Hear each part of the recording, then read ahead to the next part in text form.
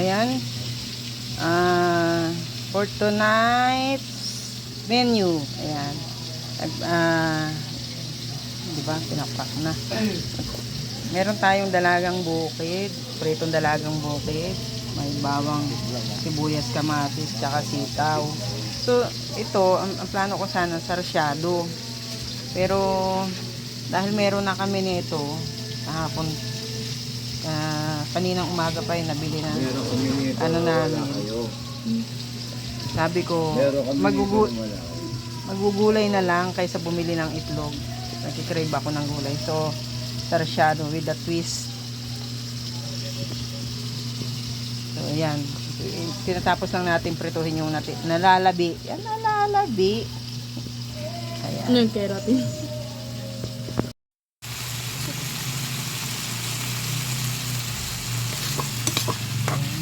Sangkot ko lang natin itong caramelize lang natin itong itong kamatis. Ano ito? Sarsyado with a twist.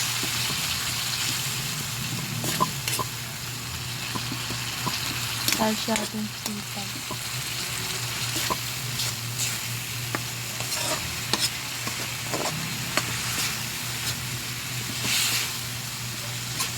Lango.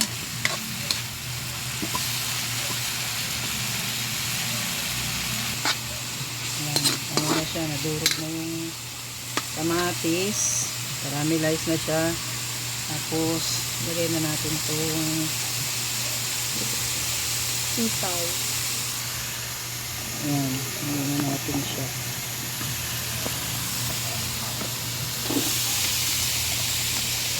Kaya ano lang din ulit natin yan.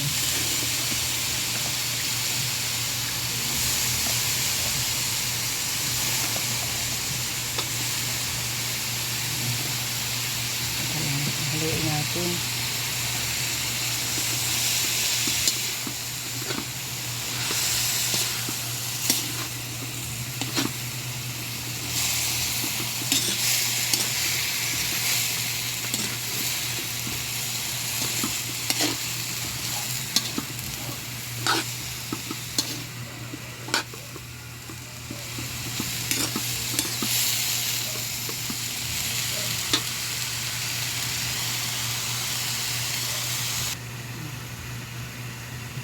Ilagay na natin yung oyster sauce.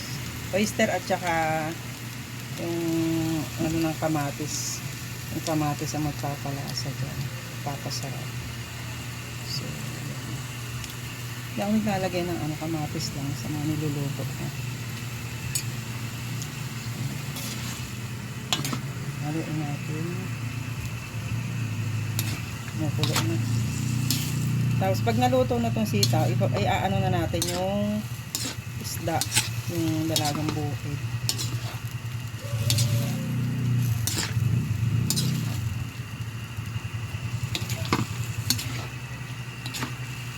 Lalagyan lang natin ng kaunting asin kasi yung isda ay very malasa.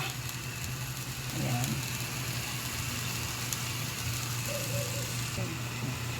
Lagyan natin ng kaunting asin.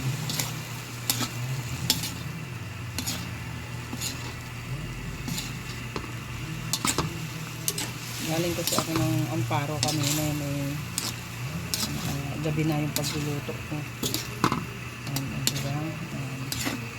Yan lang ang sikreto ko sa masarap na ulam. Kahit na sabi nila, ano daw yung nilalagay kong mga sikretong pampalasa. Kasi kahit daw walang sahog, masarap yung yung kahit simpleng ulam, ganyan lang. Actually, ang sikreto ko diyan, sasangkutsa ko lang ng ng dahan-dahan yung bawang sibuyas, ganyan. Siyempre with love yun. Tapos yan, ayan, yung kamatis lang. Kamatis yung ko diyan.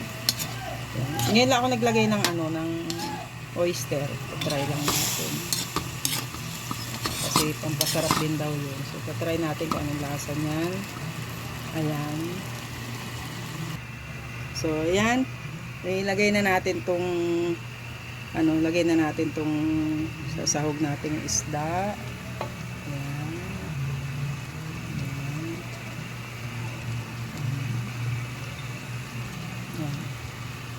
Tapos itong isa, titira natin para ulam estudyante bukas. Diba? So, ayan. Ayan na, pinapakulaan lang natin. Luto na yan, pero yung, ayan, ito na siya. Yung patas daw ng isda. Hindi ko siya, yung konti lang sakto yung sarap, hindi siya maalat, hindi siya maano. Yung alat ng isda ang magdadala diyan sa yung lasa ng kamatis, yung konting oyster sauce. Diba? May natatakan dito sa tabi ko. Ayan. Ayan. So, ayan. Pakakainin ko na yung aking mga happy eating. Tara, kain tayo.